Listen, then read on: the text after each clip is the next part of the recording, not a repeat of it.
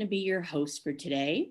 And I'm so glad you're joining us for this event where we're trying to demystify divorce so clients who are facing divorce can get through it without all the mystery and kind of know what's happening to them.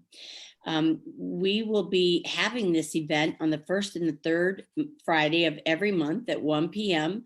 So feel free to join us in any of those times.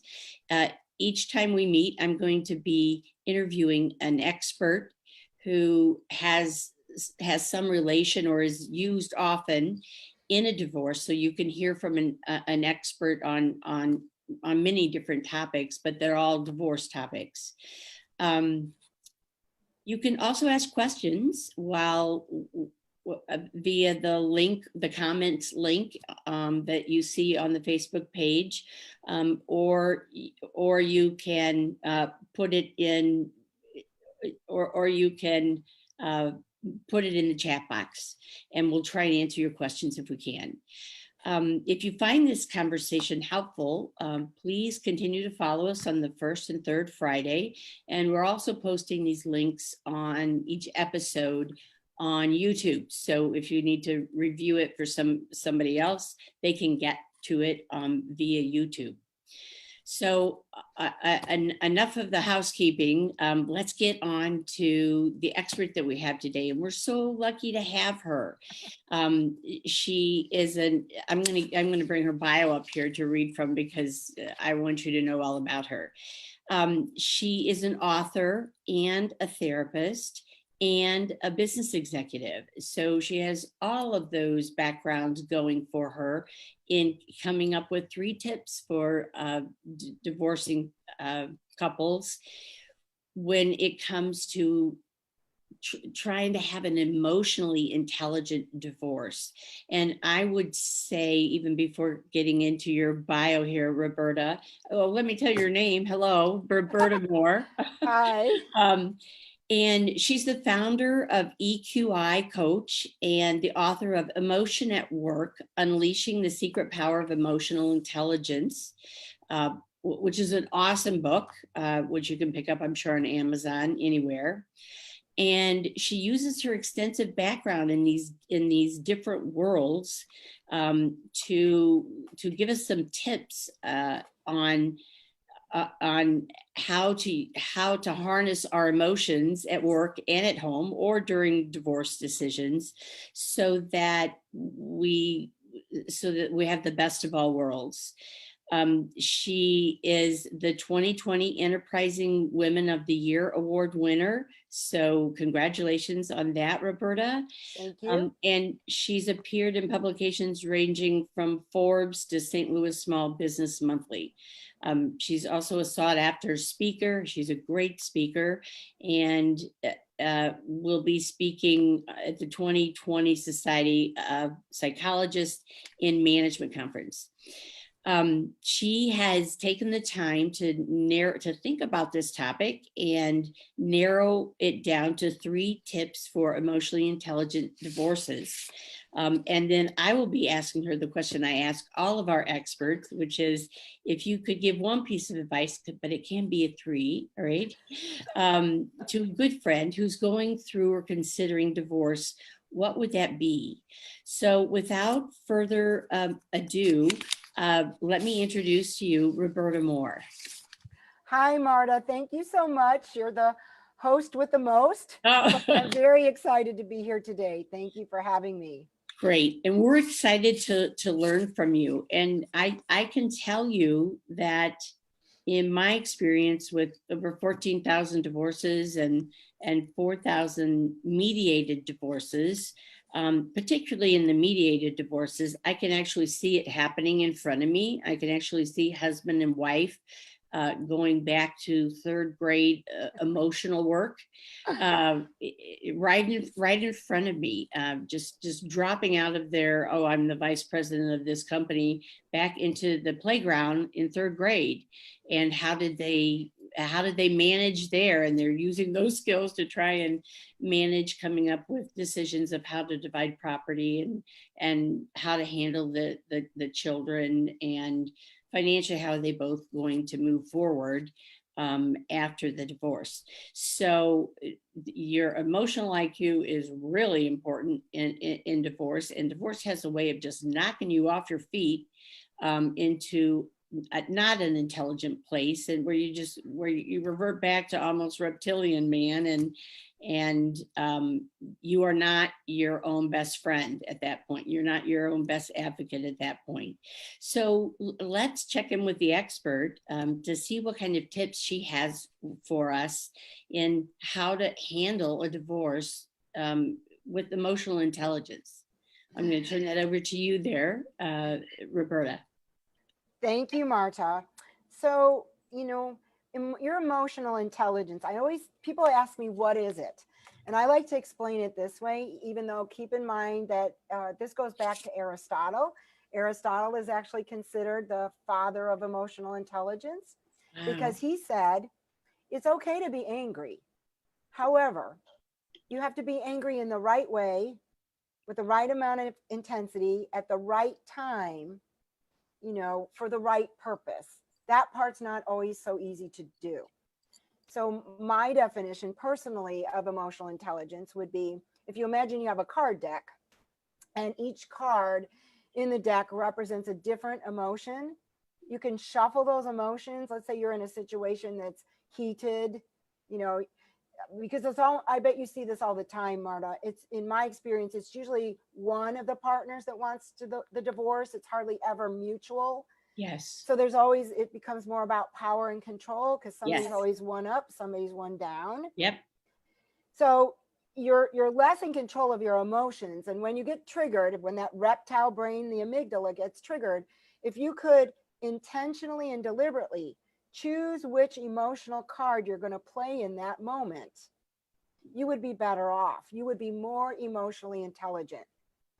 So sometimes you could do this by taking 3 deep breaths, literally counting to 10. I know that sounds trite, but you probably already know this, Marta. The amygdala is back in the brainstem, Yep. and the prefrontal cortex is the seat of emotional intelligence. So that emotion has to travel a long way before it kind of gets grounded and you can have good emotional self-regulation. Yes. So the good news is emotional intelligence skills can be learned at any age, at any time. It's not part of your core personality.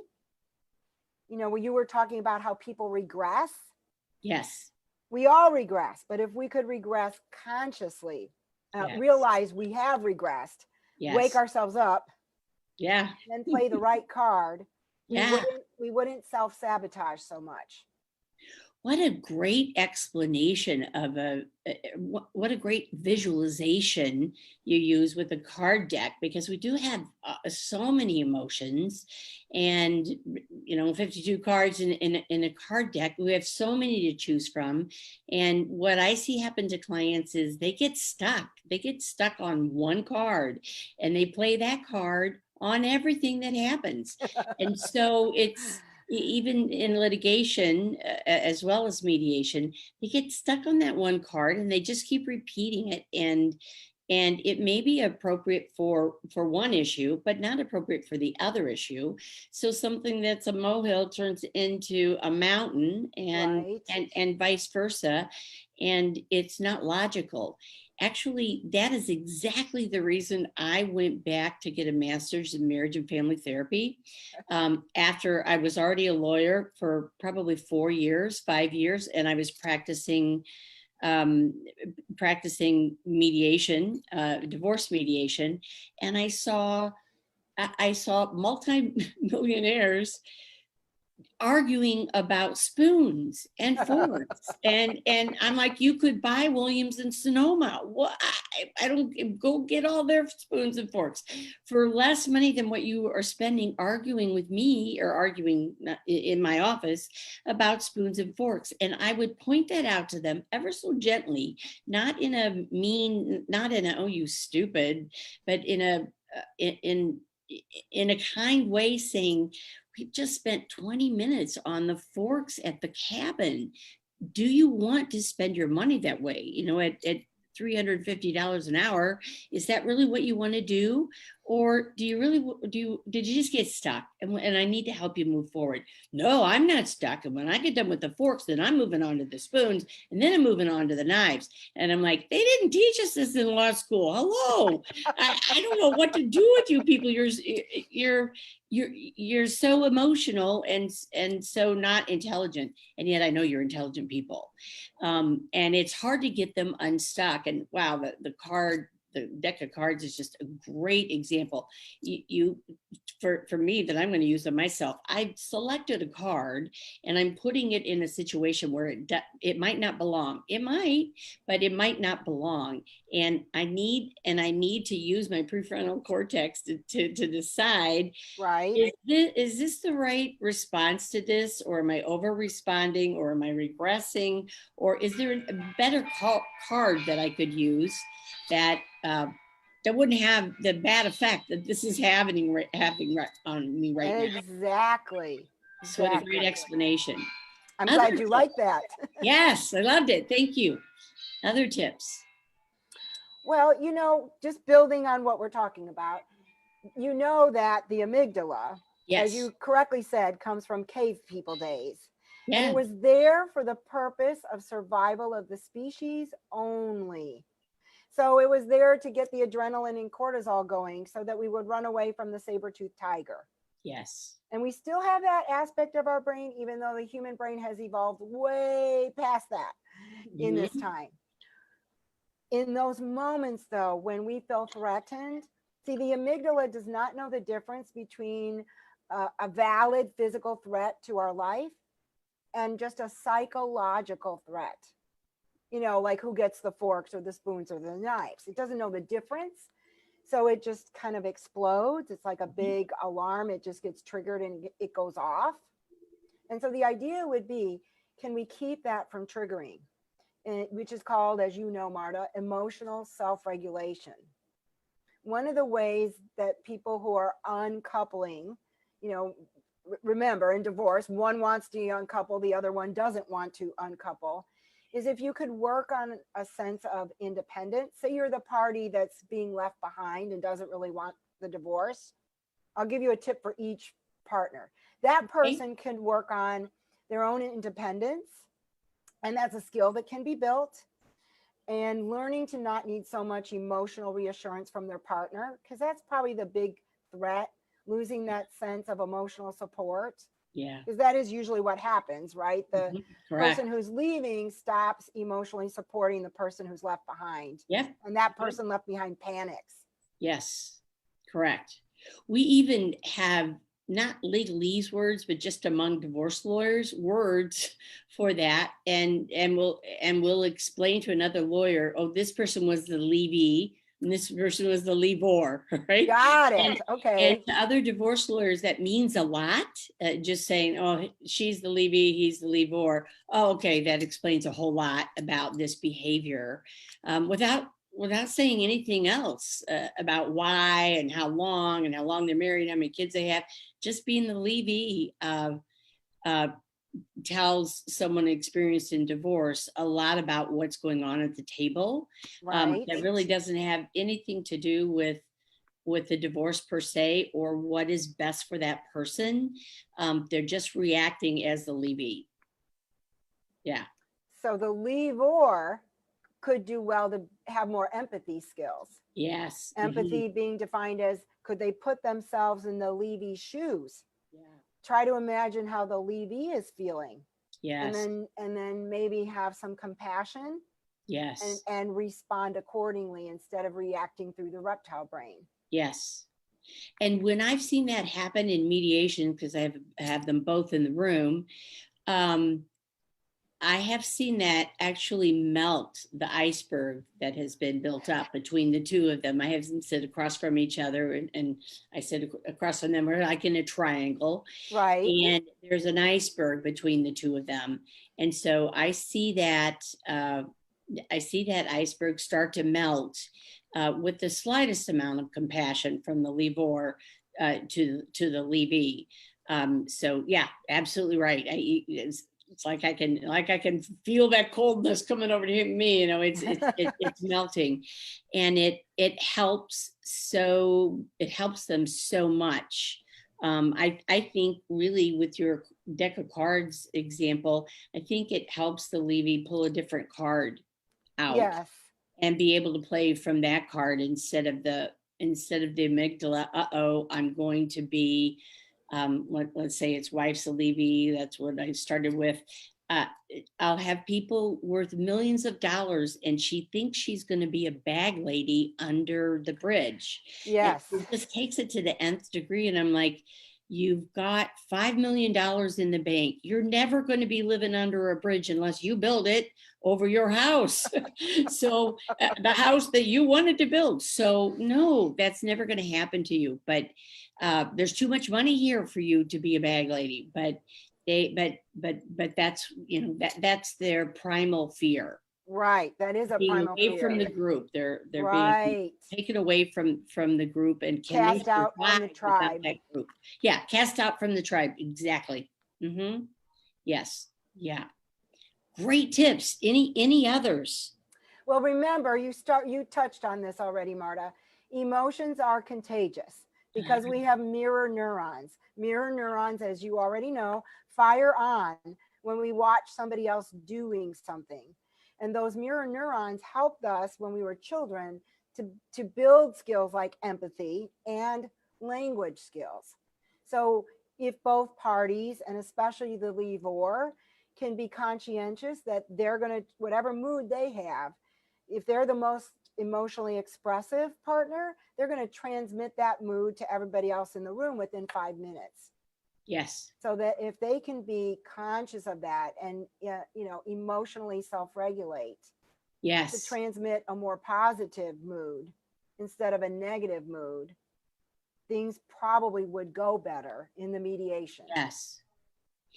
It's just fascinating to me that you do this kind of coaching for businesses, business executives, sales teams, business groups. And it's the same emotional stuff playing out when it's just Jack and Jill, or Jack and Jill. If it's just two people, it's amazing to me that what you're talking about applies to large groups as well as just one-on-one. And I certainly see the mirroring going on. And I can see during a divorce, as one party escalates, then the other party has to escalate. Sometimes they'll even hire a meaner, badder, bigger dog, a different attorney, because they think their attorney isn't capable of being as mean as this attorney is. And I'm like, it's not a contest. It's not a contest about being mean. It's not a contest about being the baddest, the most ruthless. It's not a contest about that. It's about you developing you being able to reach in and get that maturity that you do have. Yes. And apply it to what's happening. And you're only going to have half of what you used to have, but half of $3 million is still over $1 million. And not just for millionaires, half of $200,000 is still $100,000. You're not going to be a bag person. So you're not going to have to live in a tent. But that's where their fear goes very, very quickly. And I remind them, we're talking about spoons now. We're not talking about tents and living outside. We're just talking about spoons, but you're making that quantum leap to, I'm not going to be able to feed myself. I'm not going to be able to feed my children. So everything that I can do when I'm mediating, everything I can do to help them come back to the prefrontal cortex where logic resides. And logically, we're talking about spoons. We're not talking about tents. It's okay. It's all right. And sometimes I'll have to table that because they pulled out that card, like you said, and they can't use another card on that. So I'll change the subject. Well, let's just put that on the board for later. I promise we'll come back to this, but let's put it on the board for later. And why don't we change to, and I'll bring up something where the Levy, the person who's panicking, all right, whose amygdala is engaged, I'll bring up something where they have more power. Excellent. So if they have more power over the children, or they have more power over the finances, or they have more power over the cars or whatever, I will, if I know that they have more power and savvy and knowledge is power, Right. if you use it correctly. So something that they have more knowledge or power about, then they can calm down. Like, Yes. oh, yeah, I know all about this. So let me tell you all about that IRA and 401k. I know about that. And she's not going to know about that, or he's not going to know about that. So let me take on the role of explaining it.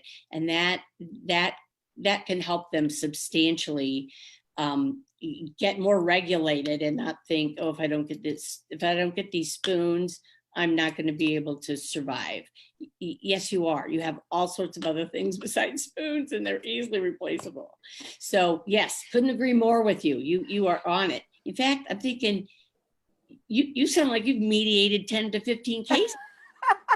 Like, are you spying on me? Like, Yeah. no, because you're talking my language. That's exactly what I see happen right in front of me.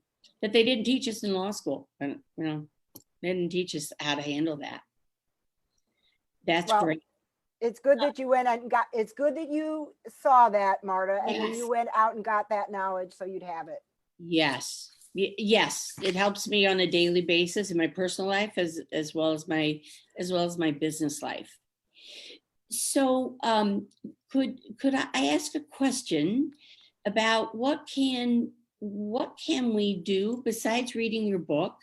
What can we do to help ourselves pick the right card and have an appropriate amount of intelligence about our emotions, instead of letting our emotions run amok and set the tone for the day, set the tone for the business meeting, set the tone for the divorce trial date.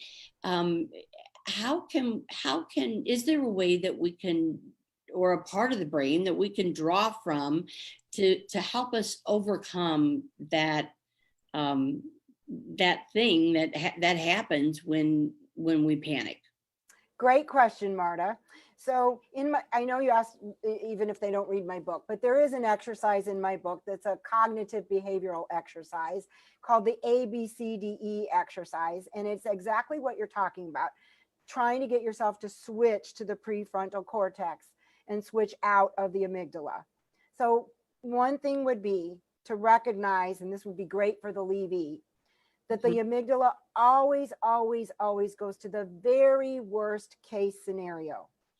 So if you remind them, hey, you're going to the worst case scenario that you'd be a bag lady out in the street. And we know the worst case scenario is unlikely to happen.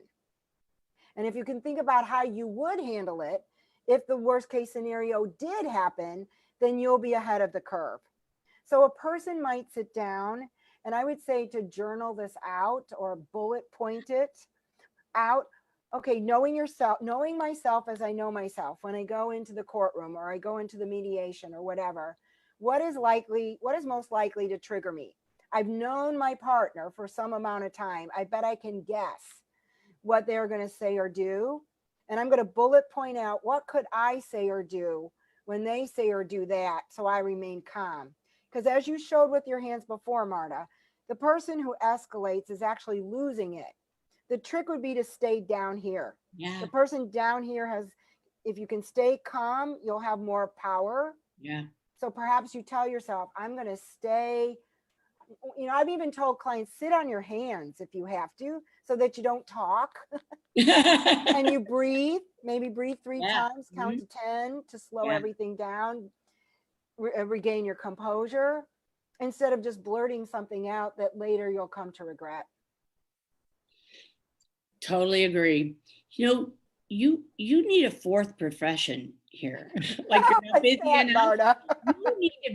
You need to be a divorce coach. I'm telling you, if my clients spent an hour with you before their first meeting with me, they would save so much time, energy, money, control. They'd be like putty in my hands. I'd be happy to, Marta, because emotional intelligence affects everybody Yeah. in any and every walk of life. Yeah. Yeah.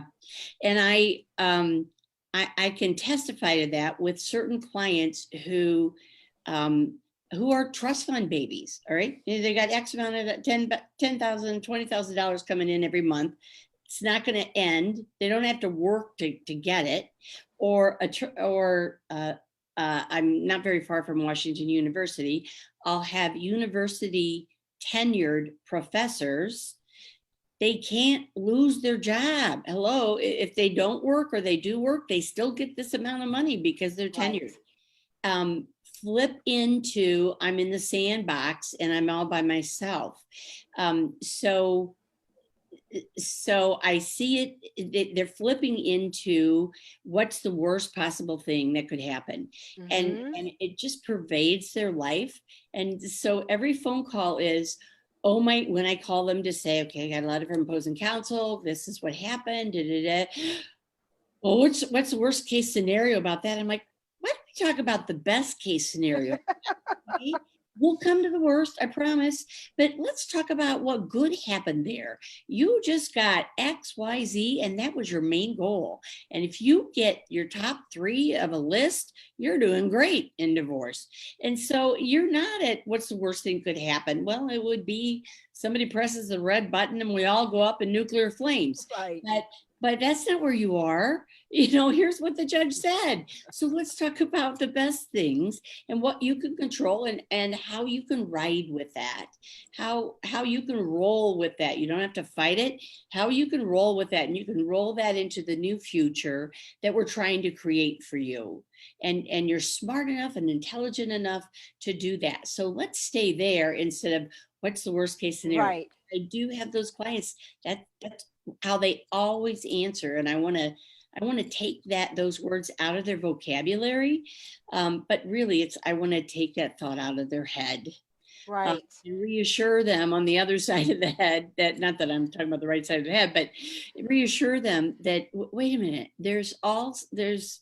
we aren't operating from ground zero here. There's all sorts of things that are happening that are in your favor, that are on your top 10 list. I make them make a top 10 list. And when they start deviating from that and asking for the dog dish and somebody's crib, and the youngest kid is 15, and but it was my great grandma's crib. Okay, does it still work? It's not on your top 10 list. And so I won't let them fight for more than, like, okay, I'll give you 3 minutes to complain about not getting the old crib. All right. And then we're going to move forward with all the stuff that's on your top 10 list that you did get. And how are you going to use that to make your life better in the future? Just trying to keep pushing them into, you have a lot more control than you think. You have a lot more control than you think. And it's not a power game. It's not a 1 up, 1 down. Right. I got your motorcycle and you really like that. So ha, ha, ha. I'm like, they're just going to go buy another one. You didn't really get anything except something you didn't want. You just got something that's not on your top 10 list. Trade that off for something that's on your top 10 list. But in their head, they're not in a logical place. Right. And I have to remind myself of that all the time, that they're not in a logical place. And I might be the only person in the room that can help bring them to a logical place. Yes, and it sounds like you're helping them switch into their creativity, curiosity, and imagination. Yeah. That helps switch you into the prefrontal cortex. Sounds like that's what you're doing. So can people see you as a therapist before they go to a divorce lawyer? Absolutely, Marta. They sure can. I can't tell you how much money you would save if you would do that. Your power is not in hiring the biggest, baddest, worst, meanest lawyer you can find. That is not your power. Your power is in your intellect. The power is in your control over your emotions, and nobody's in control of you but you. Nobody has the lock to you except yourself. And so if you can find that, lock and you can unlock your potential, you got nothing to be afraid of. It doesn't matter what happens to him or her. That doesn't hurt you anymore. That doesn't control your life anymore. It does if you're married and one person is over the other. Yeah. Or if there's domestic violence, there's, yes, they are more powerful than you and you should be afraid. But short of those kinds of situations, and not telling, I'm divorced. I was certainly afraid during my divorce, and I'm a divorce lawyer, and I knew what the judges would do. I knew what the law was, but it was still hard to turn off that rat on the treadmill. on the treadmill. Yep. Yeah. In my head, when I'd lay my head down to sleep, I wouldn't think of the wonderful things that are going to happen and new chances I was going to have. I worried about being the bag lady under the fridge. Sure. So I can empathize with them that, yeah, you know what, that's your amygdala switching on. One other question for you. I've learned that it takes about 19 seconds for your amygdala to fully engage. And then after that, if you can't switch out of it, you're just kind of done for the day because your frontal cortex, it can't be working at the same time as the amygdala. The amygdala is the worry wart part of your brain, I call it, is going to take over. And you just can't get up here to what's logical. Well, you get flooded, right? That's called flooding. Yes. Okay, great. And the one way I've used to help people get out of that is to stand up and say, I need some more coffee. I don't need more coffee. I'm not even drinking coffee, but I need more coffee. Can you help me go get the coffee pot? And so they have to stand up, they have to take a deep breath, they have to walk, they have to think, oh, there's a step before we get to the place where the refreshments are. And I don't want to spill the hot coffee on me. And so they're thinking about other things besides the spoons that they're fighting, yes. Right? And then when we come back to the table, I can kind of tell if their neck is still red and their ears are red. I'm like, this session is over. All right, we're not going to get anywhere except prehistoric man. But if it's calmed down and they have calmed down, then it seems like we can move forward with one or two other items, and then we're done for the day. Does that sound realistic to you? Absolutely. I'm laughing and chuckling because I don't do the coffee bit, but I use the bathroom. Don't you need to go to the bathroom? Or sometimes I will leave. Yes. To go to the bathroom to change up the energy. Just to change and then come back in. Absolutely. Absolutely. And sometimes that will work, and you're right. And then sometimes they're still in that spot, and you just have to say, I think we probably should call it quits for today and come back. And they're like, what? And I'm thinking, I don't want to explain all this to you. You're not going to be able to hear it anyway. You're not going to be able to understand it. You might tomorrow. You're smart. You can understand this stuff, but you just can't hear it today. You just aren't in the right place to be able to hear it, say, oh yeah, and take it in and own it. And then say, oh, well, what can I learn from that? How can I not do that? And I love your idea of having people sit down and journal through it, or hear my trigger questions, and here's what I can do to stay calm, because then you're not going to get caught off guard. A lot of it is fear of the future, which everybody has that. We don't know what the future holds. We don't know. And so it is fearful. But it doesn't have to feel fearful like you're on the Titanic. And correct. Right? It's a little more like, well, I'm out of gas. I think I'll call AAA. Yeah. Yes. Some solutions here. We have some solutions here, and it's not 2 degrees out and you're not going to freeze before AAA gets there. It's going to be okay. So take a deep breath. Like you said, it's going to be okay. Good point. Very good point.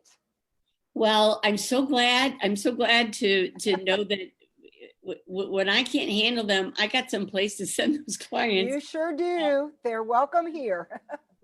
Because most people do not understand it. I would say 95% of my clientele do not understand this, and they don't really want to take a lesson from me. They don't. I'm not a therapist, even though I have a background in it. I'm not playing therapist.